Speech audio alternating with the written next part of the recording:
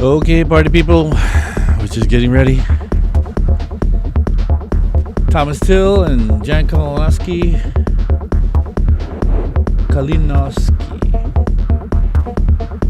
is here, are here.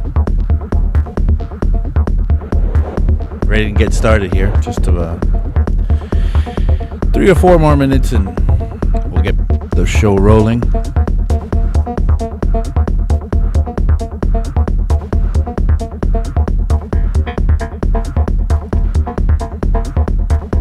Oh no, Roshane is here. Okay, that's it. That's it. It's a party now. Roshane makes it a party.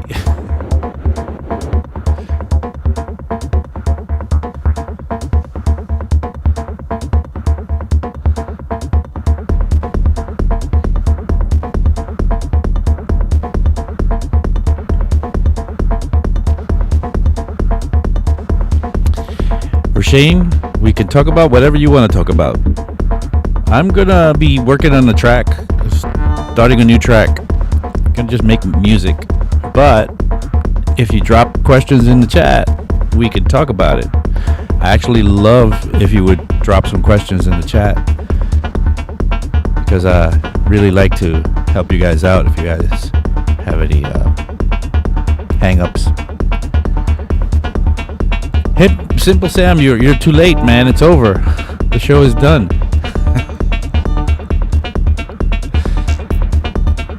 No, of course not, Sam. Sam, go get your dinner, man.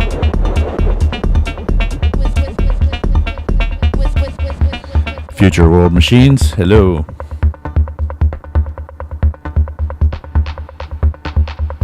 Good evening to you.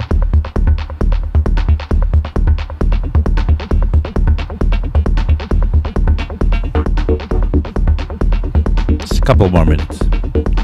Wait till everybody gets here. Get started.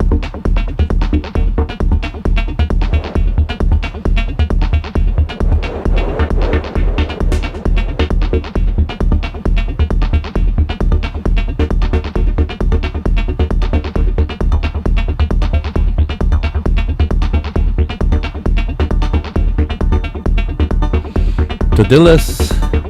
Hello.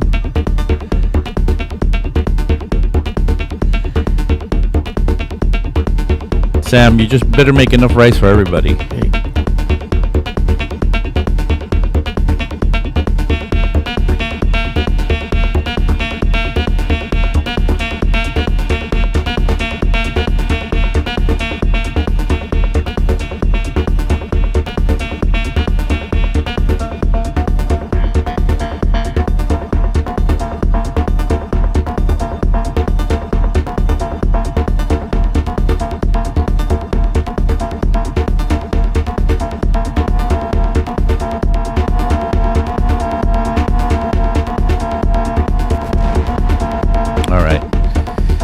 Almost ready here.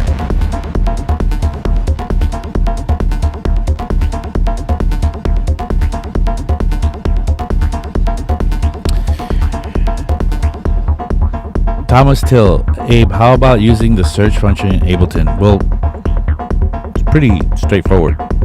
We could look at it a little bit, but if you have any more specific questions about it, we can definitely get in there. All right, we're almost ready. Just a little bit more. Just a little more. Just a little bit more.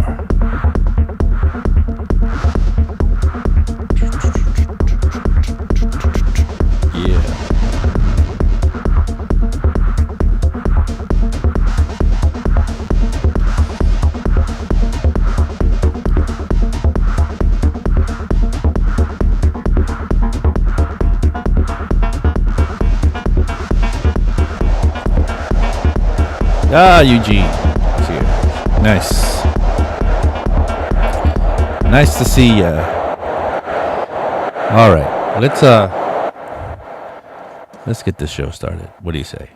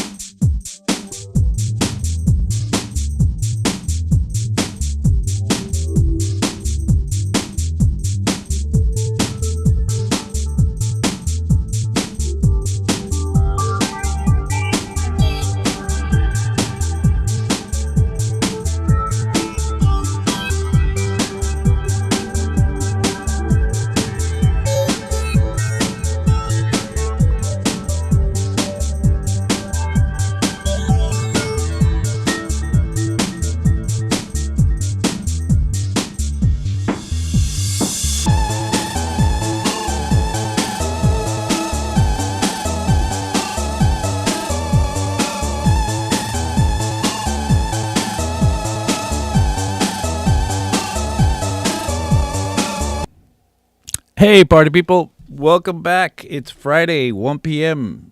We're here at 343 TV. My name is Abe Duque. I am your streamer for the day. We stream on Fridays at 1 p.m., Saturdays at 1 p.m. John will be back. John wasn't here last week. John will be back tomorrow for his Techno Saturdays. And sometimes on Tuesdays with Tetro Talks. We're going to get ready to do more of what we usually do. It's my highlight of my week coming with you guys. I see everybody here in the chat. Francesco Morice is here. Hello, here from Italy. Ciao. Let's see. Thomas Till was curious as to why I don't use more the search feature in the Ableton browser. And first of all, it's a force of habit not to. And the second of all, it's very hard for me to get to my keyboard. I have to move my keyboard around. I keep it over here right now at the moment. And but you know, it's if I have it on the side here and I'm trying to type sideways, what's going on? It really doesn't work. So I try to just get everything done with the mouse. And so sorry. Maybe it's frustrating you to see me kind of scrolling around for the actual thing, but it's actually easier than me typing. And I've never been a great typer to begin with, yeah. Anyway, I failed typing in high school. I took a typing class and I failed it in high school. It was really boring. The teacher was really boring too. He would bring in like really boring music and make us type to the music, which really made me crazy and shut me down. But anyway, I digress. Let's keep moving here. So today I figure we will continue to make music. As I said earlier during the introduction, Future World Machines is harping about the browser. It's easier than using the mouse. Yes, it's easier than using the mouse when you have the keyboard right in front of you and you could type. I have the keyboard usually to the side somewhere so that I can use it if I have to. But during the stream. Anyway, let's move on from that. So I was saying during the intro, if you have any questions or any comments or concerns, please put them in the chat because I will address them. As you noticed, now I'm addressing my use of the browser. But if you have any other questions or maybe specific questions about things that topics that or problems that you're having maybe with Ableton or Bitwig or Logic even, I can take a crack at that. Or even in just general mixing, mastering, sound design questions, I'm always up for it. In the meantime, I'm just going to start making tracks. So go ahead and knock yourselves out, put the stuff in the chat, and I'll make sure to keep on looking in there and see what's going on. But anyway, I have a track that I started for today. So let's get this going here. And I need to bring up my overhead. I think this will be it right here. Yeah. Okay, so I got all this gear. I kind of keep it here all the time now because I do this stream on Tuesdays on Bluelist TV at 4 o'clock where I just play live for an hour. And it's a lot of fun. It's really hard to actually pull off every week. So that's why I just keep everything plugged in. That way I don't have to replug everything in and reconfigure everything. But anyway, it's helping me out with this stream because I have tons of material and things ready to go, which I can draw upon to make a track for you guys or work on the track with you guys. So today I've put some parts together and I'd like to show them to you. So let's see. Let's get this going over here. Let's get here we go. Here it starts. So just to tell you what's playing right now, got a kick drum, got this part here, which you'll see what it is in a little bit, coming from the Novation circuit. But I got a bass line here.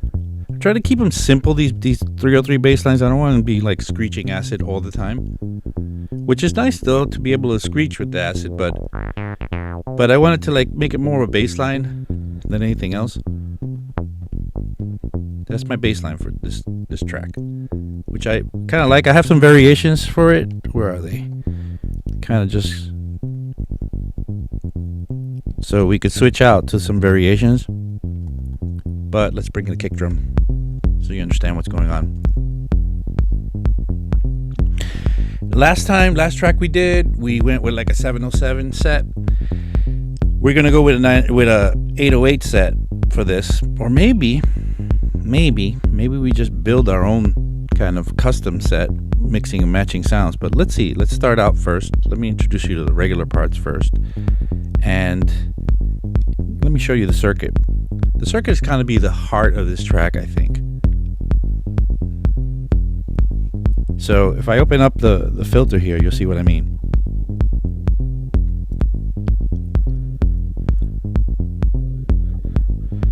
So I love the fact that the filter is so reactive, and it really gives you lots of places to go with this. Now I don't want to clip it. It sounds like I'm clipping it a little bit, so I'm gonna lower it over here. I got it going through this drum machine so I could do things like scatter it like this.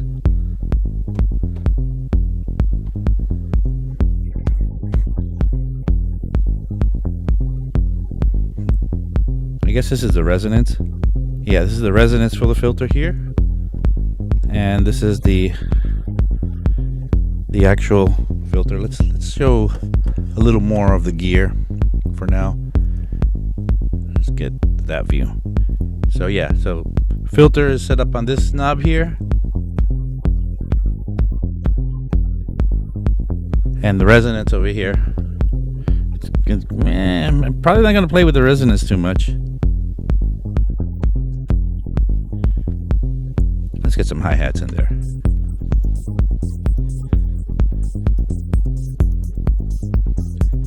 Okay. Let's show some of the other parts. I have, let's see, I have this Eurorack thing coming here.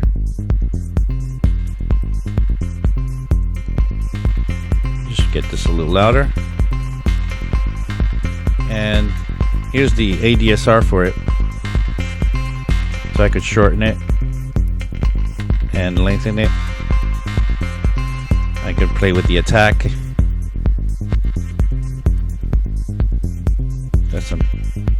I can do that, but it's moving a little too sensitive here. And I could switch the sound. This is a wavetable module. So I can find another waveform to please me. That's nice. I like it. I have it hooked up to a filter. Here's the cutoff and the resonance. Okay, so that's going to be another part. Then take out the hats for a second. Then I have this DFAM. So they're doing this kind of rhythmic stuff here.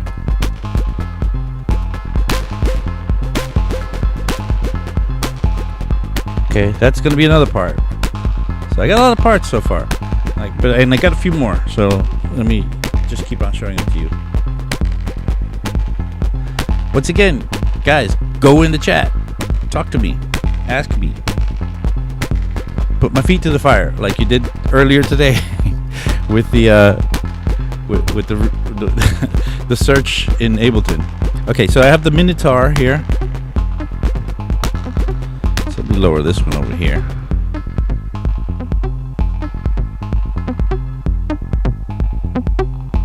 Got that as a part as well.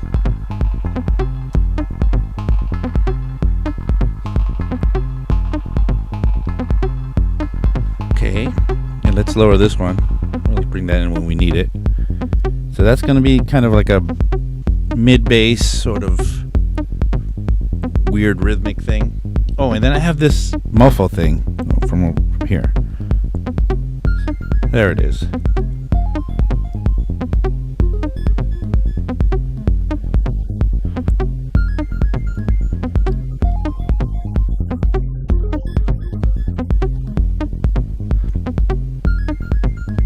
Okay, so far so good. So what I'm going to do is what we did the last time, is record all the parts individually into my computer. So you wouldn't have to kind of sit around and watch me do this, like set it up. I kind of spent some time earlier setting up all the tracks to record in. And here are all the tracks that I'm going to be recording in. So I've broken up all these parts here. I think the mix is a little loud here. And I remembered to grab the mix, but wait a second.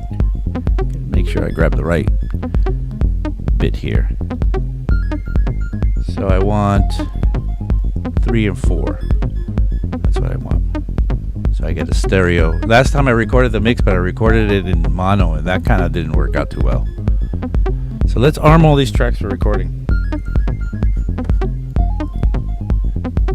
You hold down Command, and now that they're all held down, the parts should be coming in. So you have a snare here. Yeah, the snare's coming in there now. Let's go look at my Ableton a little closer now, because alright, so here are all the parts ready to be recorded. Now I'm basically going to do a pass for you guys. Cider is here. Spider or Cider. Welcome. Alright, so let's figure out how we're going to do this. So I like to do things with filters a lot of times. So either mute them, filter them down all the way, and bring them in. I'm going to remember to add some what we might call B-roll for this stuff, because audio B-roll. That way, all right, let's get everything kind of closed up, ready to go, including this mofo here. Okay. Let's start with just the kick and bass, just like that. Yeah, I just enlarged it. I hope you can see it enlarged now. Eugene is asking me to enlarge the Ableton tab. Okay, so got that stuff there, and just gonna start from the beginning again and hit record. So if everything's working right, things should be recording on here. Now, one of the things that I did last time that I'm trying to prevent for this time also is getting it to be too hot when I'm recording it. Like some of the sounds, like the 303 was recorded so hot, but everything looks good. Hopefully we'll stay within the range. I'm going to try to base everything off of the kick drum, and the kick drum isn't too hot. You got to give yourself headroom. Now, you know, in Ableton and most DAWs, you're working at 32-bit natively. That's great while you're in the DAW, but when you're recording, it's not great, because what happens is your audio interface preamps don't care. If those clip, they clip, and what's going to happen when you record in is that your audio interface preamps will clip, and then you'll have clipping. So just because 32-bit is a thing inside of Ableton, and it's, you know, easy to pull things back from the precipice once you know, clip and go crazy and distort it because you have something in the red, doesn't mean that you can do that to stuff that you're recording while you're recording. So you have to be careful while you're recording not to go overboard, not to go into the red, for sure. All right, we've been recording all along, and I'm just trying to kind of illustrate the fact that I try to, when I'm doing a live recording, I try to like relieve the stress of the fact that I'm recording. Every time you hit record, you kind of get a little like antsy and you don't do as well. So if you could actually forget that you're recording, this would be pretty great condition to be in, because what'll happen is that you'll you'll do better. So it doesn't hurt to just grab a long piece of time. You can always cut it down, but let's start to bring stuff in. So I'm going to bring in a little bit of modulation on the 303.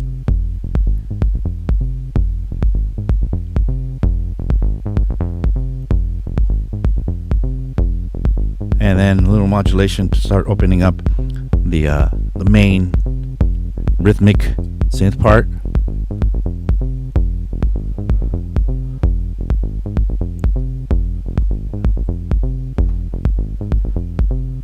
I don't want to give it all away too quickly, right? So I got two hands, so I always tell my students that why not use two hands if you have two hands, right?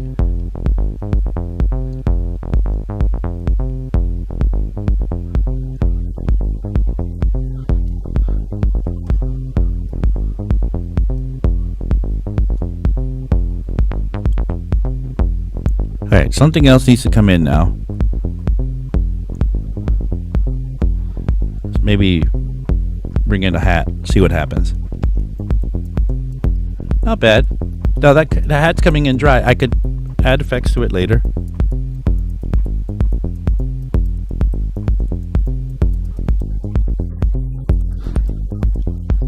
Just play with it.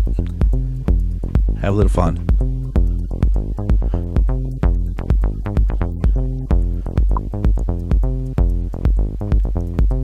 Ah, Eugene says it's really funky. Thank you, Gene. Let's put a little shuffle on the hats. A little more shuffle.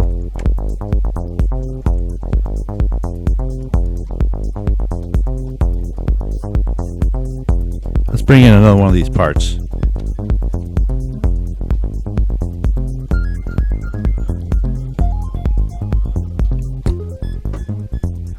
Open up the cutoff on this one because I closed it down.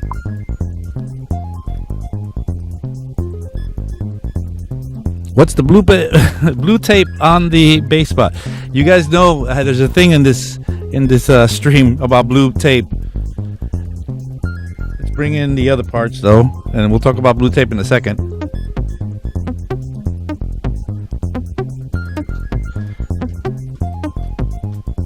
And kick drum. Ready and go. When I drop in the kick drum when I'm playing live, I don't drop it in on the beat. Because if you drop it in on the beat, you might miss the transient.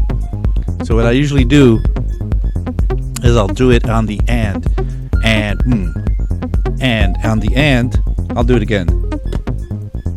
And you see how if you do it on the end, the transient comes right through really nicely. Play with this again.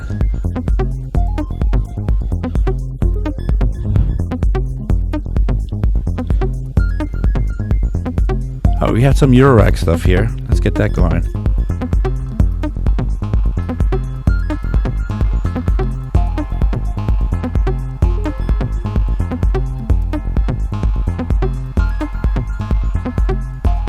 Switch out the 303 for a second.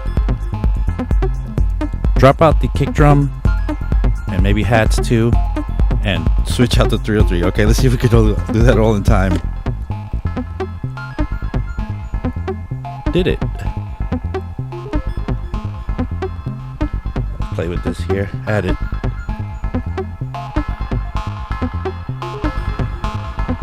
Let's get this a little louder. Where's the mofo at?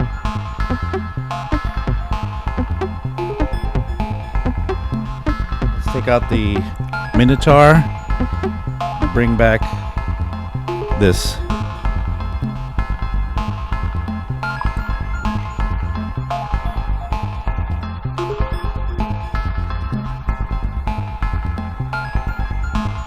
And let's get rid of this high part here, which is a nice part, but we don't want it to be there all the time. Bring back the original 303 line and the bass.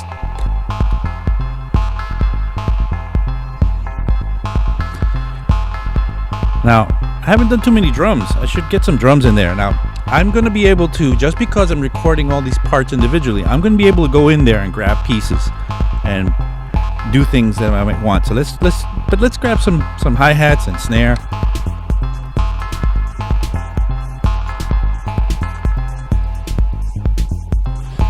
get rid of this part.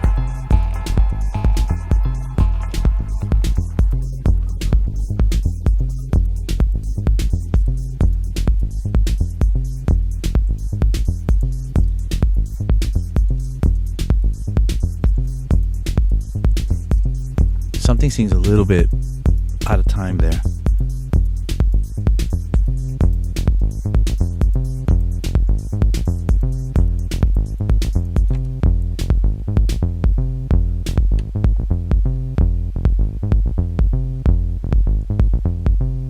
Regardless,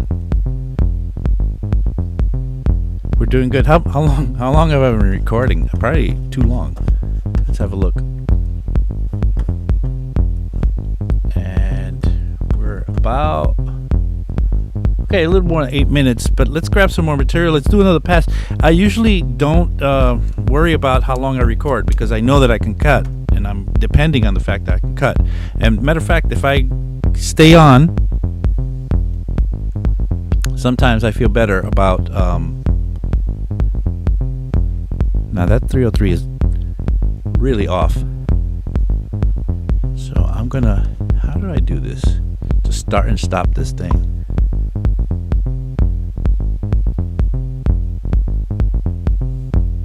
Okay, throw in some toms.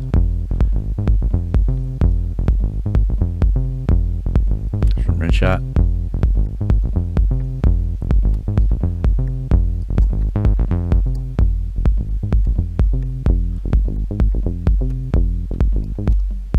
Try to start this. The 303 went off time. Now I don't want to start and stop everything because then my recording will stop. I'm going to try to start it in time. If I can get this done, I'm going to be really proud of myself. That's not bad. That's still off. Let's try it again. Let's just do it to the kick drum.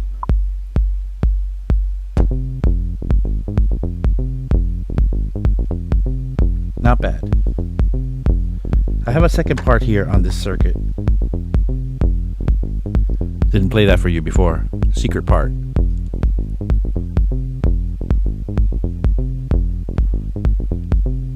Now, if I have the problem that the 303 isn't lining up correctly, the good thing about the recording is that I can move it and finally get it right. So I'm not going to stress it right now. I have more parts here. I want to get all these parts in there.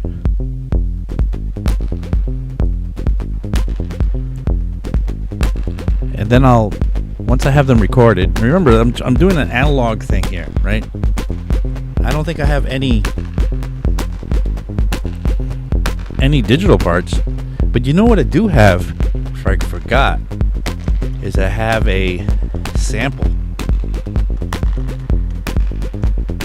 Check this out.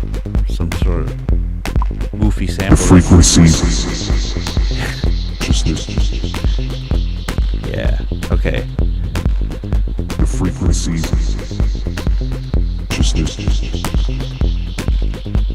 Yeah, I'm gonna put the frequencies filter on that. And close it and open it. The frequencies.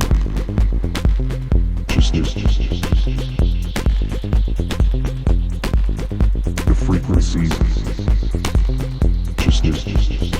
Let's get some more of these parts back in. The frequencies.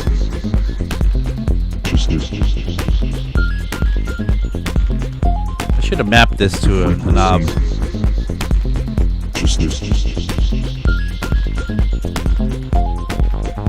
frequencies.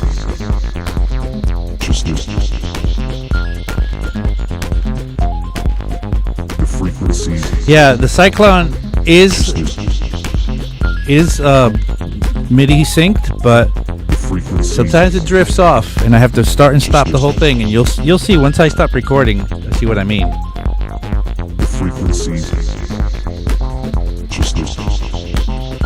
I'm not using a sync box like the ERM multi-clock. That was a fancy I'm just using MIDI out, right out. Some of these clocks can like drift for you and like kind of catch things that are starting to drift and put them back on. I don't have one of those fancy clocks. The frequencies. Let's get this part back in here. The frequencies. Drop the kick drum for a little while. Get that Moog Minotaur in again.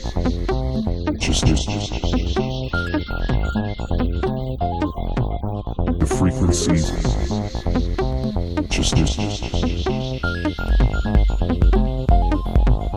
The frequencies. Yeah, it's off a little bit. It's driving me crazy that it's off. But all right, I'm just gonna shut it down now. I'll deal with it. I'll deal with it in the recording. Let's have a look at the recording. So, the recording looks good. Like, this mix was a little louder on one side than the other, but it didn't clip, so I could fix it. I could repair it. So this is the whole mix, and these are the individual parts, which is nice to have. None of the parts, like last time, none of the parts actually clipped, which is good. Good to go.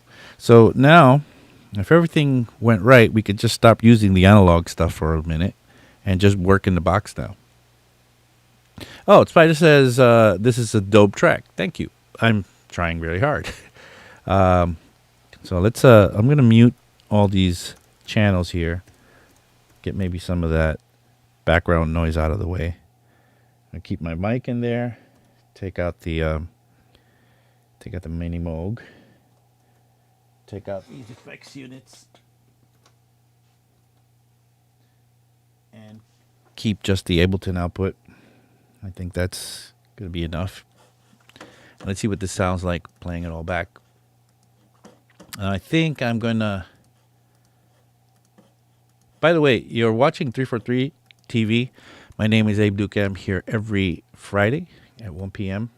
just doing this thing with you guys that we do. We just kind of make music, talk about tracks, talk about EQ, sound design, compression, anything that really comes up that might make us happy. All right, so I got all the parts here. I'm going to mute the mix because I just want to hear the parts, the individual parts. I don't want to have though any more of these things kind of starting up on me. So let's take even this part here because that was being played. Actually, that can stay because I didn't map that to be recorded. So I can just use the playback from inside of the track here. So let's just start at the beginning. And that recording sounds pretty damn good. I mean, that's all coming from just inside the box. Got a little bit of a hiss going on. Oh, Mr. Capers is here. Hello. Vincent is one of the main members of our Ableton Dojo. We have an Ableton Dojo for 343 Studio. We do one of the things we offer there is an Ableton Dojo where you can come down, look at Ableton, and talk about Ableton and nerd out completely. It's lots of nerding out in there, but we really go deep into the Ableton world. And Vincent is one of the regulars who hangs out. Anyway, Vincent, if you have any questions or any comments, just drop them in the chat. That goes for everybody. And also, if you like what you're seeing, if you like what I'm trying to do here, please hit the like button. I want to impress my friends with the likes that I might get. And don't forget to subscribe to our channel because we're trying to build it up. We're at 28.4K at the moment, and we want to build it up to, I don't know, I say 30K by the end of the year. It's possible. Let's do this. So, subscribe and tell your friends, tell your grandma. She might want to check out the show. All right. So, listening to what we have, I like the hiss in the background. I like that. I'll show you what I mean. See that kind of hissy sort of analog is recording here. Sort of lots of stuff happening and lots of machines kind of living. And that kind of, I mean, if we don't like it that much, we could go ahead and, get rid of some of it. But I'm kind of feeling it for now. Bates needs sidechaining. Okay. All right. Jan, says we could probably sidechain the bass. So let's do that. For sidechaining, you might want to, there's a lot of ways of getting it done at this point. But we can go with typical sidechaining. But if that's the case, I'm going to create maybe a ghost kick for this. So a ghost kick means I grab myself a new MIDI track and I'm going to drop it up here. And I'm going to take that and make sure that everything is synced up. Everything is synced up. So I'm going to grab that. And I love to grab the 707 for a ghost kick because it's such a punchy, short little kick. Oh my goodness. That's what you hear right now is my drum machine's MIDI feeding the 707. We don't need that for the moment. So let's get that 707 working. Let's get a little pattern in there. Where's everything? Let's go to the top, I guess, and get a kick drum pattern. So find a kick drum here, bass drum, and make it 4 on the floor.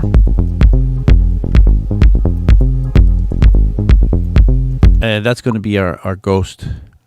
And in order to get that really going, we're going to have to mute it because we don't want it to be heard at any point. But we want it to run all the time. So I'm going to actually grab this and drop it onto the arrangement, right onto the area here. And did I actually drop that? Nope, doesn't look like it. Let's try it again. Let's grab it, hold down, tab, and drop. I should be able to see it now. Yeah, there it is. Well, it actually did look like I dropped it at one point. But let's stretch it out. Let's hit the back to arrangement button. Stretch it out there. Electric accident. I like that. Yeah, hit the like button, says Future World Machines. Please do. It would help me so much out because then I could impress my mom so that she could see that I'm doing good and the kids like me. All right.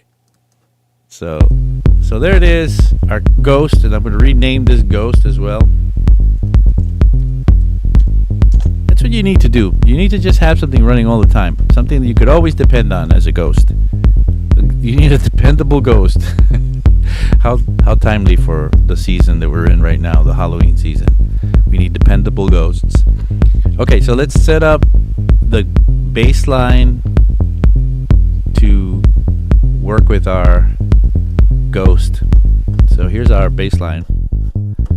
And while we're at it, we can do some other things to it that we're going to be doing when we mix it anyway. Which is we're going to take get rid of some of the low end that we don't need. And 4 on the floor music, I really do like to eliminate anything, especially under 20 hertz, because you see that stuff there? That stuff is good. Lots of music, but in 4 on the floor, we really want these notes over here to shine, and then a kick drum to kind of compete with that, and to make clarity in this area. It's just a little better, to relieve some of that. So let's grab the EQ8, which I have ready for this job. It's already ready and set up. There it is, you see?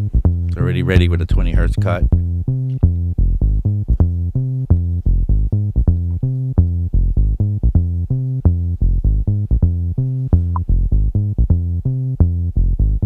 Okay, so see that little bit of relief there we have going on? It doesn't sound too much worse, but it's going to help. It's going to help with the clarity. Clarity is everything. You might even want to go a little higher. Let's go a little bit. You know, the earlier versions of the Ableton EQ wouldn't even go as lower than 30 hertz. I don't know if you guys remember that, if you guys were around by then. Dry Desert asks, does it ever make sense to have a sidechain trigger a bit earlier than the bass drum so that the sidechain signal is out of the way when the bass drum hits? Yeah, sure, why not? And that's why I like Ghost, because the Ghost is you can do whatever you want with it.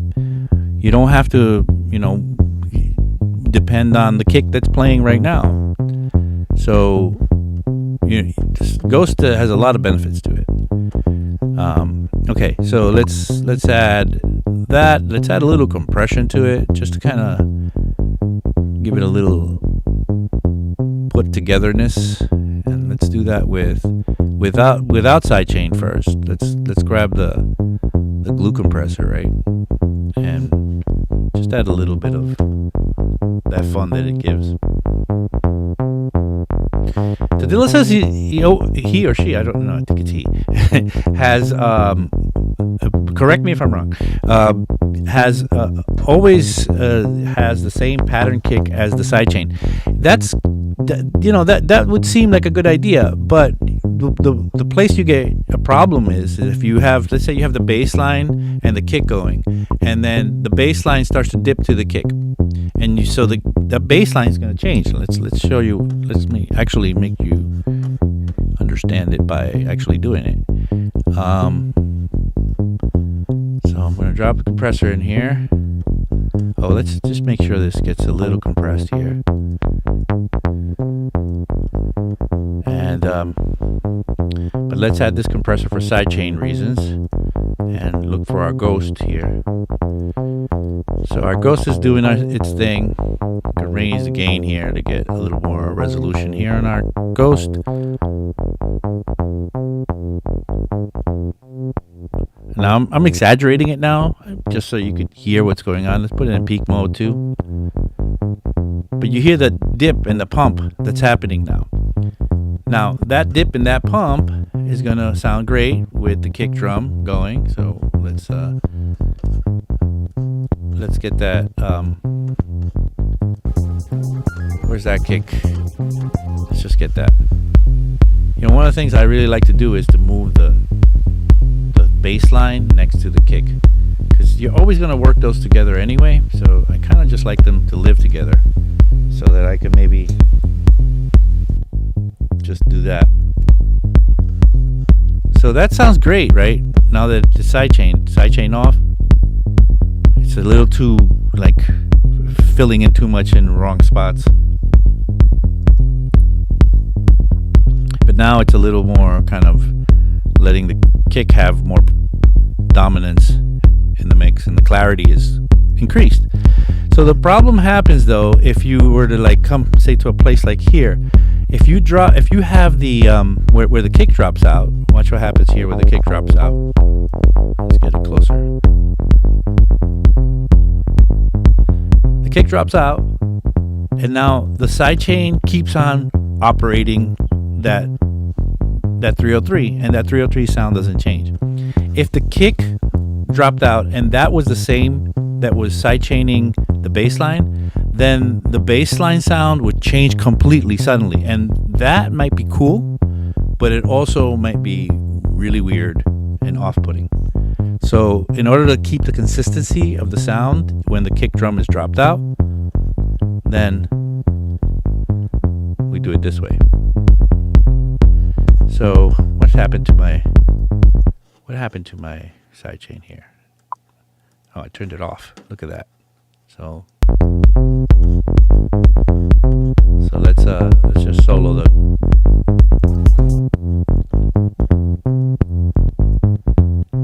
So I'm exaggerating right now just for you to hear it, but I'm gonna set that to like the actual kick. So watch what happens when it's sidechained right now to that kick that's playing, and that's cool. And let's play them together. But as soon as the kick drops out, the bass line gets bigger, and maybe if that's cool, if that's what you want. But if it's part of the sound design of that sound, you're gonna be at a spot that maybe you don't want to be. And that's by. Oh, Tadillo says it's not what he meant. Okay, I'm sorry. Okay, well, anyway, it's a good opportunity to explain what happens there anyway. So, sorry about that. Didn't mean to throw you under the bus like that.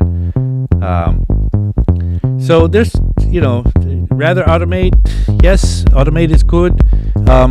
there's so many ways of doing this. These days, there's those shapers that Ableton has, and before that, there was like LFO Tool and Kickstart and Shaperbox, which do this same action by a different mean. But okay, let's go back to sidechaining it via the Ghost. Where's the Ghost? And let's set that up right. Okay, so there it is. We got the and I always work out my kick and bass combination first, because that's the foundation, that's the cornerstone of the mix. Let's see what we could do here with this kick drum. Same deal. We're gonna first put a spectrum device on it to look at what's happening. And look, what we really want is this frequency here, which is about 50 hertz or 48 hertz. And what we're getting is a bunch of other stuff that we don't need. This is the 20 hertz line. Not good. Anyway, sorry. You're watching 343 TV. My name's Abe Duque. This is Production Basics. I'm here every Friday at 1 p.m. Don't forget to tune in tomorrow for our Saturday show, our flagship show, the John Selway's Techno Saturdays, also at 1 p.m. If John's around, maybe he could talk a little bit about what he's going to do tomorrow. I don't know. Sometimes he's hanging around, creeping around in the background. But anyway, so if you like what you see, also please give me a like. Like I said, I want to impress my mom with knowing that the kids like me. And also subscribe to our channel. We're really looking to build a channel, and beyond that, even come to our website and look through our class schedule. Maybe you could take a class with us and get all this stuff kind of in real time. Like you can be in front of me at our school in New York, or in front of an instructor in Berlin, or in front of the computer screen, because we also do online classes. So, yeah. Simple Sam says at Tadillas, been real slow this week, but better now. Have you been? I think Sam had COVID, and that will slow you down for sure. Anyway, let's get to working on this. Same deal. I'm going to cut out the low end that I don't need. And again, some people might jump on me for doing this, because they say, well, it's not always the best recommended thing to cut out the very low end. That's true. Like if I was doing trap or something like that, I wouldn't do it as much. But in 4 on the Floor, I'm really trying to make it all about this frequency and those other bass frequencies that are there. So let's get those together. So that and the 303 now.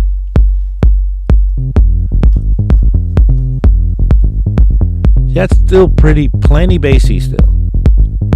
I'd say that's super bassy still.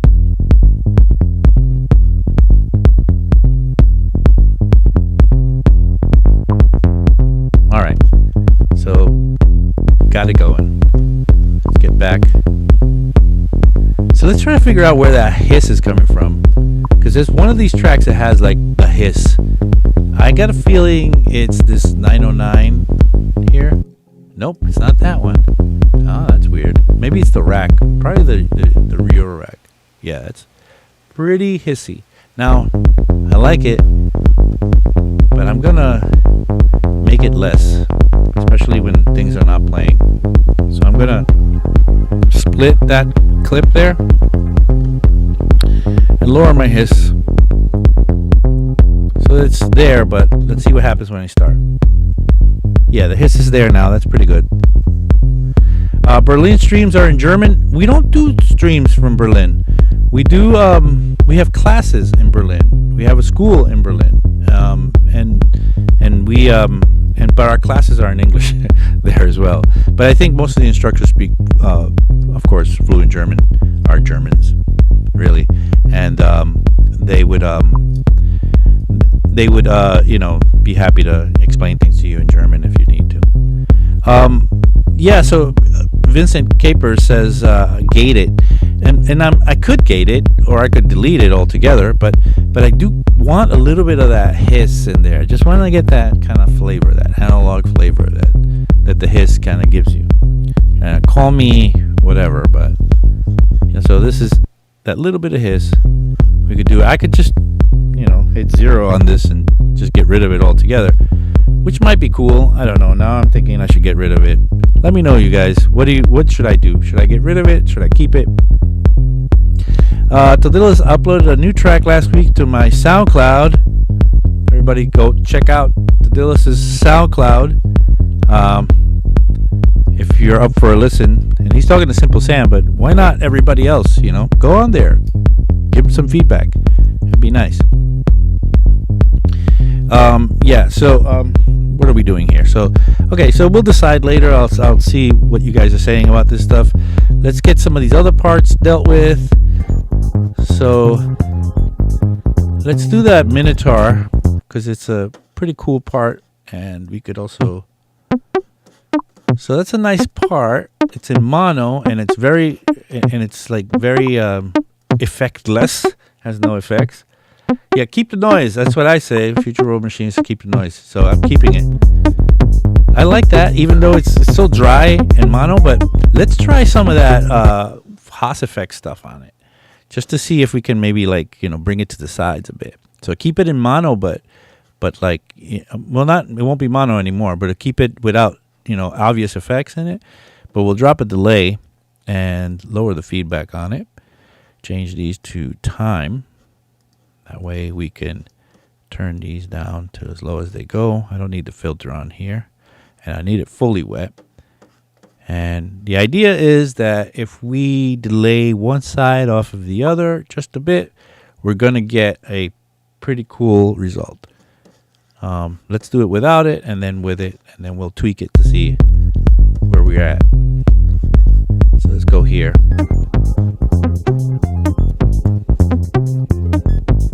So I'm just going to solo it for a little bit and then turn this on. Oh yeah, see, that's nice. That's very nice. Everybody put on your headphones right now if you have it. If you're not, or get in between your speakers. Don't crawl into the speaker like I used to do when I was a raver. But now listen to that. I mean, that sounds great. Turn that off. Now, there's a problem that could happen when you do funny things like this.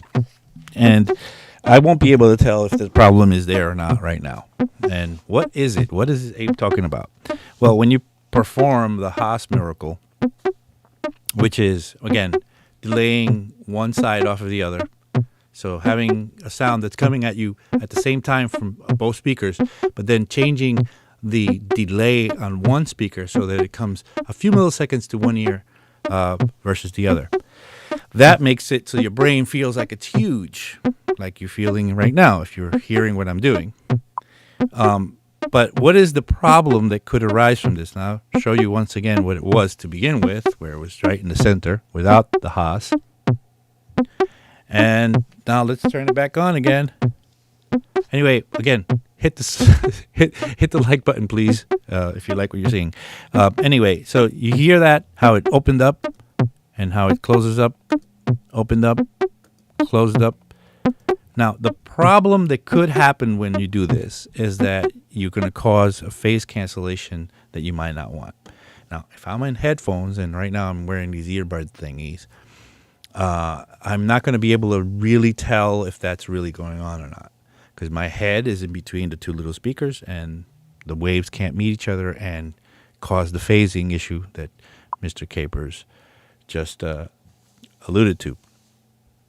So I'm going to have to test this in speakers, but I can't turn on my speakers now because then I'll get feedback in the mic, so I can't do this during the stream. That's why I always have to wear the earbuds. But later, when I'm checking the mix out, I'm going to be looking at that to see what happens. And what I'll do is, while it's playing, I'm going to want to check the time and see, and I know there's going to be a spot where I, move it to where it's going to phase more than not.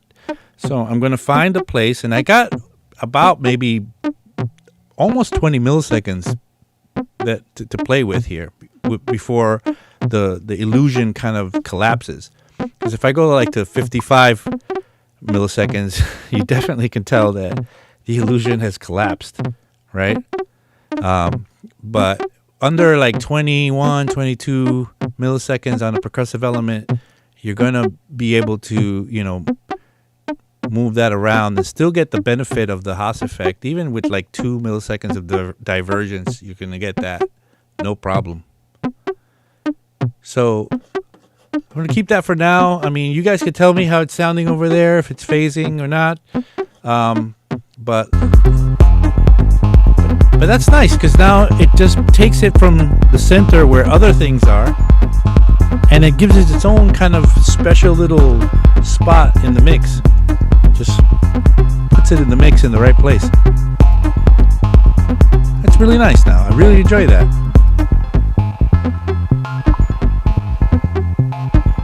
I don't have to make it as loud to make it cut through. Very nice. I'm going to bring that Minotaur over here towards these parts, because I've kind of settled it and worked it out. Now, I could do more to it. I could also look at, if I wanted to be like the pre-mixing guy, I could go in here and do a little bit of this.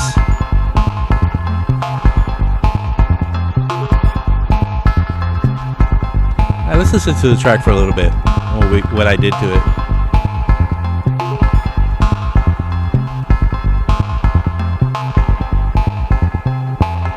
That's the whole mix. I'm not listening to the whole mix. I'm just keeping that as a reference, so if I lose my place, Now that I'm playing it back, I don't really hear that kind of off time thing that I was feeling was going on. Maybe it happens a little later in the mix. Not sure. Oh, nice. Definitely going to be using these parts here. Remember, I have about 12, 13 minutes right now. All I need is about 4 or 5. And and usually I can cut this down to a 4 or 5 minute part like we did the last time, and it worked really well. Now, this is the same sort of technique that we used last time for arranging it and recording it and getting it done quickly, kind of with that live feel.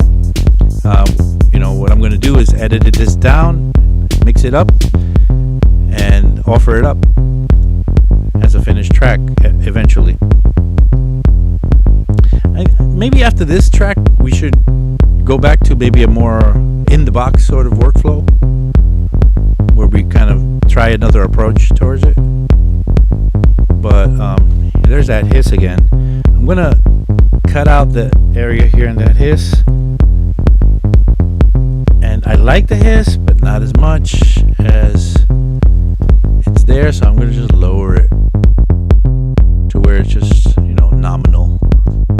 And let's turn this one back on. I do really want to keep the hiss in there, though, but just enough to kind of give it that feeling.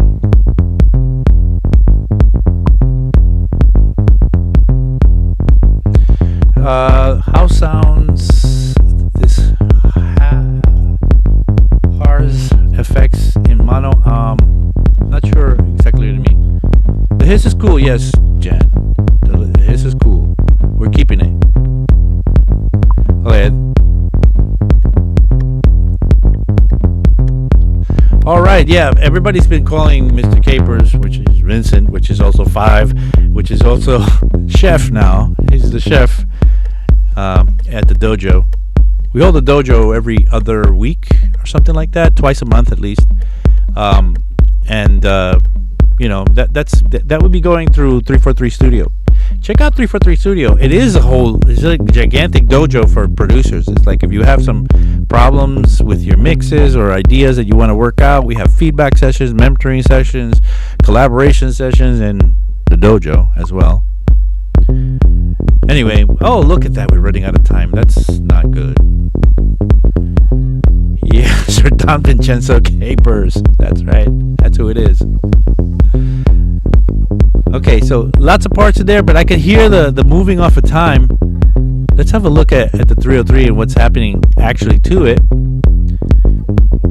And let's take it from where I tried to start and stop it over here and see if I can't re-sync it back up. So I'll cut it. This is what I meant before with being able to move this. Now, One of the cool things I could do in Ableton is hit Command 4, which will turn off the grid, so I can move things wherever I want. Let's see what that sounds like if I bring it like that. That fixed it. See, that was easier than I thought. It was just irking me while I was recording it earlier.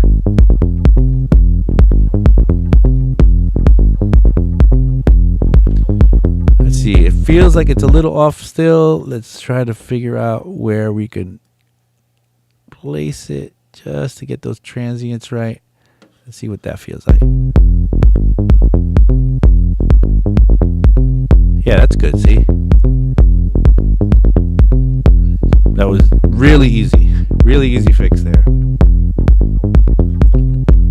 Okay, I'm having a lot of fun, but our time has ended, or is about to end in about 30 seconds. So nobody's going to kick us off, but I do have to go. I'm going to save this. I'm going to work on it during the week. I won't bore you with the details. I do what I did today, which I set it all up to record. I kind of prepared all the parts before. Like, I didn't have any of this before, like, I started preparing today. I just sat here for a couple hours before, and I just kind of made all those parts and then set it up for recording. And then, by that time, the stream time was ready to go. We'll do that. I'll do more. I'll work on it during the week, and I'll kind of set it up for you so you could see and hear the progress. And then we'll talk about it. And let's see if we could finish it off by next week completely. If not, we won't go more than another session. But if you like what you're seeing, please subscribe to our channel, and more importantly, hit that like button, because I like to impress my friends. The Future World Machine says, nice track. Thank you very much. I'm trying hard. Come and visit our website. Come and take a class with us. Come join our studio, our 343 studio. Join us at the dojo. That's not going to happen for another couple of weeks, but it's a lot of fun. It's one of my favorite things to do. I mean, all these things here are my favorite things to do. The stream and the dojo and my classes that I teach. Maybe you could see our schedule. If you want to have a class with me, take a class with me. I have lots of classes starting in a couple of weeks in early or mid-September. November. I have some classes starting up, mixing and mastering, and Ableton production classes, online classes, and also I have classes on Sundays that I teach in the New York school. So yeah, check it out. Check it out, everybody. All right, everybody, thank you so much once again. And don't forget to come back next week to continue this saga. All right, everybody, I will see you next week.